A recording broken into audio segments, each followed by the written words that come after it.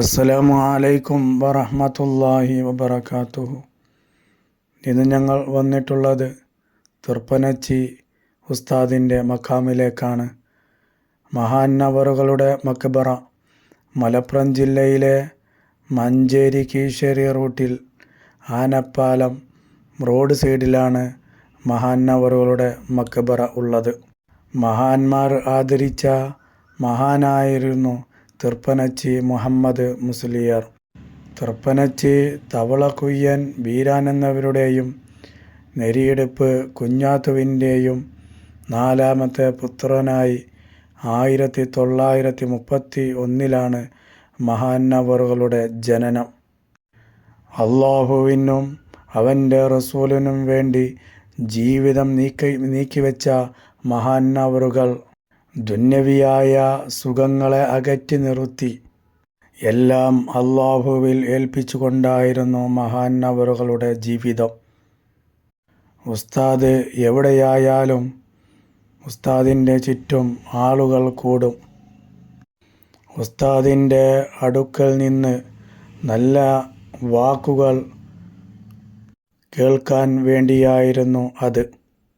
കാരണം ഉസ്താദ് അവറുകൾ ദുആക്ക് ഇജാബത്തുള്ള ഒരു മഹാനായിരുന്നു. ഒരിക്കൽ ശംസുൽ ഉലമ ഇ.കെ. ഉസ്താദിന് രോഗം ബാധിച്ചപ്പോൾ കോഴിക്കോട് ഹോസ്പിറ്റലിൽ അഡ്മിറ്റായിരുന്നു. ശമനത്തിന് വേണ്ടി തൃപ്പനച്ചി ഉസ്താദിനോട് പ്രാർത്ഥിക്കാൻ ശംസുൽ ഉലമയുടെ ആവശ്യപ്രകാരം പറഞ്ഞു. തൃപ്പനച്ചി ഉസ്താദ് പ്രാർത്ഥിക്കുകയും ചെയ്തു.